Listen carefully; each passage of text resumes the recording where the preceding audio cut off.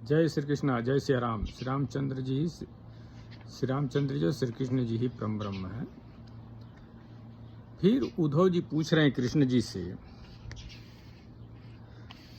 कि नहीं, भगवान श्री कृष्ण उद्धव जी से कह रहे हैं कि प्रिय उद्धव, जब साधक इंद्रिय प्राण और मन को अपने बस में करके अपना चित्त मुझ में लगाने लगता है, मेरी धारणा करने लगता है, तब उसके सामने बहुत सी सिद्धियां उपस्थित होती हैं। जब भगवान के शरण में आदमी जाता है और अपना मन और प्राण इंद्रिय सब बस में करके और चित्त भगवान में जो लगाता है, उसको बहुत सी सिद्धियां प्राप्त होती हैं। उद्धव जी ने कहा, अच्युत, कौन सी धारणा करने से किस प्रकार कौन सी सिद्धि प्राप्त होती है और उनकी संख्या कितनी? आप ही योगियों को सिद्धियां देते हैं, अतः आप इनका वर्णन कीजिए। तो भगवान श्री कृष्ण कहते हैं, प्रिय उद्धव, धारणा योग के पारगामी योगियों ने 18 प्रकार की सिद्धियां बतलाई हैं। उनमें 8 सिद्धियां तो प्रधान रूप से मुझ में ही रहती हैं और दूसरों में न्यून तथा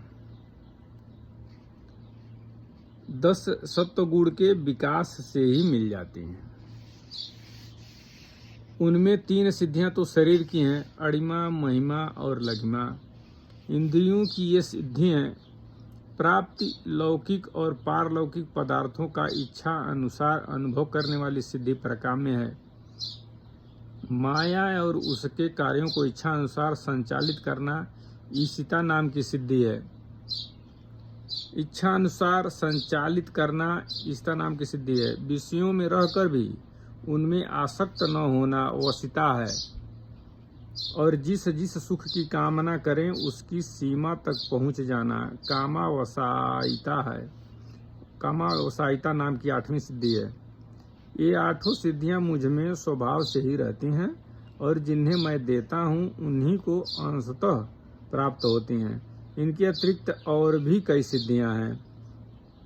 शरीर में भूख प्यास आदि वेगों का न होना, बहुत दूर की वस्तु देख लेना और बहुत दूर की बात सुन लेना, मन के साथ ही शरीर का उस स्थान पर पहुंच जाना,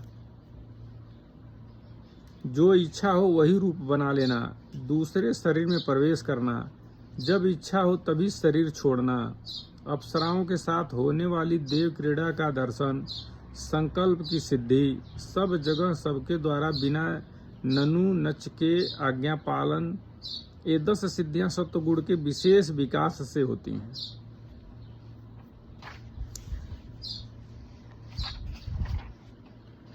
भूत भविष्य और वर्तमान की बात जान लेना, शीत उष्ण दुख सुख दुख और राग द्वेष आदि द्वंद्वों के बस में न होना, दूसरे के मन आदि की बात जान लेना, अग्नि सूर्य जल विष आदि की शक्ति को स्तंभित कर देना और किसी से भी पराजित न होना, ये 5 सिद्धियां भी योगियों को प्राप्त होती हैं। प्रिय उद्धव, योग धारणा करने से जो सिद्धियां प्राप्त होती हैं उनका मैंने नाम निर्देश के साथ वर्णन कर दिया। अब किस धारणा से कौन सी सिद्धि कैसे प्राप्त होती है बतलाता हूँ, सुनो।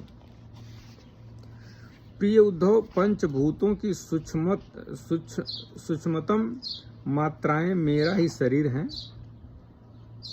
पंचभूत का जो सूक्ष्म छोटा से छोटा जो मात्रा है वो भी भगवान का ही शरीर कह रहे हैं। जो साधक केवल मेरे उसी शरीर की उपासना करता है और अपने मन को तदाकार बनाकर उसी में लगा देता है, अर्थात मेरे तन्मात्रात्मक शरीर के अतिरिक्त और किसी भी वस्तु का चिंतन नहीं करता, उसे अणिमा नाम की सिद्धि अर्थात पत्थर की चट्टान आदि में भी प्रवेश करने की शक्ति अड़ुता प्राप्त हो जाती है। महतत्व के रूप में भी मैं ही प्रकाशित हो रहा हूँ और उस रूप में समस्त व्यवहारिक ज्ञानों का केंद्र हूँ। जो मेरे उस रूप में अपने मन को महतत्वाकार करके तन्मय कर देता है, उसे महिमा नाम की सिद्धि प्राप्ति होती है। और इसी प्रकार आकाशादि पंचभूतों में जो मेरे ही शरीर हैं, अलग अलग मन लगाने से उनकी महत्ता प्राप्त हो जाती है। यह भी महिमा सिद्धि के ही अंतर्गत है। जो योगी वायु आदि 4 भूतों के परमाणुओं को मेरा ही रूप समझकर चित्त को तदाकार कर देता है, उसे लघिमा सिद्धि प्राप्त हो जाती है। उसे परमाणु रूप काल के समान सूक्ष्म वस्तु बनने का सामर्थ्य प्राप्त हो जाता है। बताइए, लघिमा का मतलब सबसे छोटा रूप आदमी प्राप्त कर सकता है, ये सिद्धि अगर प्राप्त कर लेगा तो। जो सात्विक अहंकार को मेरा स्वरूप समझकर मेरे उसी रूप में चित्त की धारणा करता है, वह समस्त इंद्रियों का अधिष्ठाता हो जाता है। मेरा चिंतन करने वाला भक्त इस प्रकार प्राप्ति नाम की सिद्धि प्राप्त कर लेता है। जो पुरुष मुझ महत्वाभिमानी सूत्रात्मा में अपना चित्त स्थिर करता है, उसे मुझ अव्यक्त जन्मा सूत्रात्मा की प्राकाम्य नाम की सिद्धि प्राप्त होती है, जिससे इच्छा अनुसार सभी भोग प्राप्त हो जाते हैं। जो त्रिगुणमयी माया के स्वामी मेरे काल स्वरूप विश्व रूप की धारणा करता है, वह शरीरों और जीवों को अपने इच्छा अनुसार प्रेरित करने की सामर्थ्य प्राप्त कर लेता है। भगवान कह रहे हैं, जो त्रिगुणमयी माया के स्वामी मेरे काल स्वरूप विश्व रूप की धारणा करता है, वह शरीरों और जीवों को अपने इच्छा अनुसार प्रेरित करने की सामर्थ्य प्राप्त कर लेता है। यानी कोई भी शरीर हो, जीव हो, उसे अपने अनुसार उसे कार्य करा सकता है। इस सिद्धि का नाम ईशित्व है। जो योगी मेरे नारायण स्वरूप में, जिसे तुरीय और भगवान भी कहते हैं, मन को लगा देता है, मेरे स्वाभाविक गुण उसमें प्रकट होने लगते हैं और उसे बसिता नाम की सिद्धि प्राप्त हो जाती है। निर्गुण ब्रह्म भी मैं ही हूँ। जो अपना निर्मल मन मेरे इस ब्रह्म स्वरूप में स्थित कर लेता है, उसे परमानंद स्वरूपिणी कामावासिता नाम की सिद्धि प्राप्त होती है। इसके मिलने पर उसकी सारी कामनाएं पूर्ण हो जाती है, समाप्त हो जाती हैं। यानी जो नारायण रूप में मन लगा देता है, भगवान के रूप को स्वरूप में मन लगा देता है, उसको उसकी सारी कामनाएं पूर्ण हो जाती है, कोई इच्छा न रह जाती है, सारी इच्छाएं समाप्त हो जाती हैं। प्रिय उद्धव, मेरा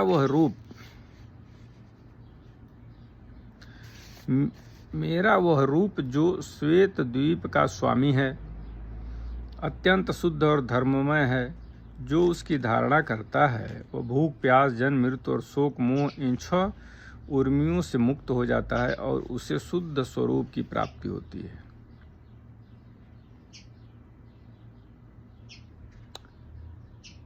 भगवान कह रहे हैं, जो मेरे स्वरूप का चिंतन करता है, भगवान का एक स्वरूप होता है, जिस भी स्वरूप में आप उनका चिंतन करेंगे, बस मान लीजिए कि भगवान का रूप है, चतुर्भुज रूप या कोई भी रूप आप अपने मन में बिठा लीजिए और उसका चिंतन कीजिए, तो उसका मोक्ष हो जाता है, शुद्ध स्वरूप की प्राप्ति हो जाती है, भगवान का ही स्वरूप प्राप्त हो जाता है। मैं ही समिष्ट प्राण रूप आकाशात्मा हूँ। जो मेरे स्वरूप में मन के द्वारा अनाहत नाद का चिंतन करता है, वह दूर श्रवण नाम की सिद्धि से संपन्न हो जाता है और आकाश में उपलब्ध होने वाली विविध प्राणियों की बोली समझ सकता है।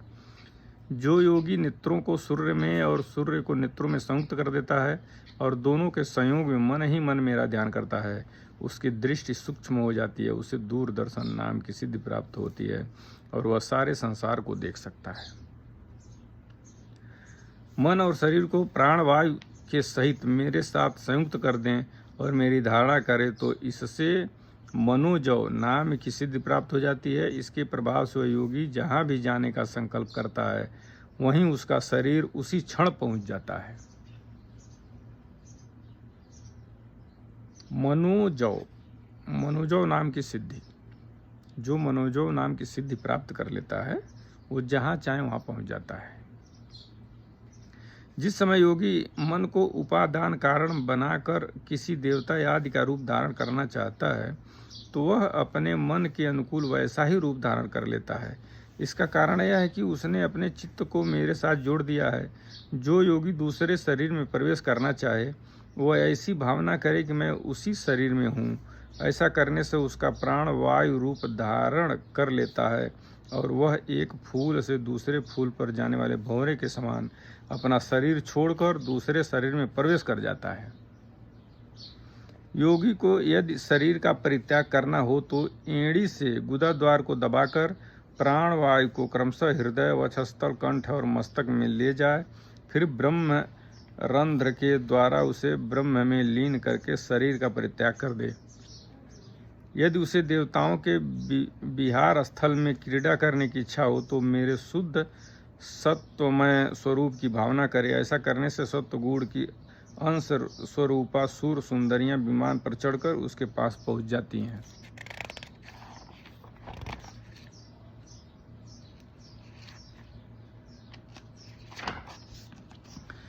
जिस पुरुष ने मेरे सत्य संकल्प स्वरूप में अपना चित्त स्थित कर दिया है, उसी के ध्यान में संलग्न है, वह अपने मन से जिस समय जैसा संकल्प करता है उसी समय उसका वह संकल्प सिद्ध हो जाता है।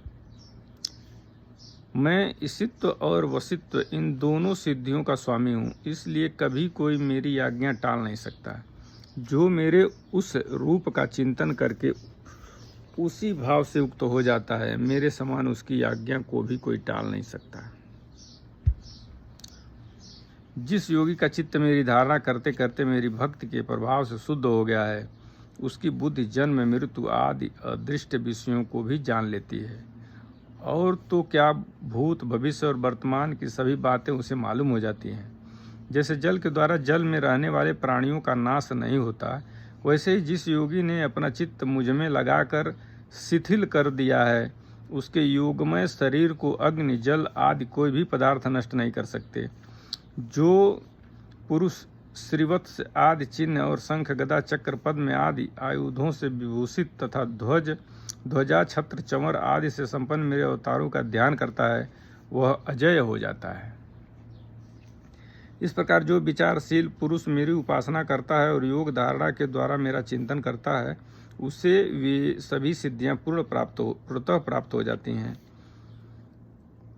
जिनका वर्णन मैंने किया है। प्यारे उद्धव, जिसने अपने प्राण मन और इंद्रियों पर विजय प्राप्त कर ली है, जो संयमी है और मेरे ही स्वरूप की धारणा कर रहा है, उसके लिए ऐसी कोई भी सिद्धि नहीं जो दुर्लभ हो।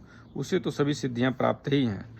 परंतु श्रेष्ठ पुरुष कहते हैं कि जो लोग भक्ति योग अथवा ज्ञान योग आदि उत्तम योगों का अभ्यास कर रहे हैं, जो मुझसे एक हो रहे हैं, उनके लिए इन सिद्धियों का प्राप्त होना एक विध नहीं है, क्योंकि इनके कारण व्यर्थ ही उनके समय का दुरुपयोग होता है। भगवान कह रहे हैं कि जो भक्ति योग अथवा ज्ञान योग उत्तम योगों का अभ्यास कर रहे हैं, जो भक्ति में हैं, ज्ञान में हैं, उन्हें सिद्धियों की जरूरत नहीं है, क्योंकि सिद्धि करने में समय बर्बाद होता है, और भक्ति करने में लगातार आदमी भक्ति में रहेगा तो उसको सिद्धि की क्या जरूरत है। वो तो भगवान के ही सक्षम है, भगवान के ही शरण में। जगत में जन्म औषधि तपस्या और मंत्रादि के द्वारा जितनी सिद्धियां प्राप्त होती हैं, वे सभी योग के द्वारा मिल जाती हैं, परंतु योग की अंतिम सीमा मेरे सालोक्य आदि की प्राप्ति बिना मुझ में चित्त लगाए किसी भी साधन से प्राप्ति नहीं हो सकती। भगवान करें जो मेरे में अपना चित्त नहीं लगाएगा, उसे सिद्धि प्राप्त नहीं होगी। ब्रह्मवादियों ने बहुत से साधन बतलाए हैं, योग सांख्य और धर्म आदि उनका एवं समस्त सिद्धियों का एकमात्र मैं ही हेतु स्वामी और प्रभु हूँ।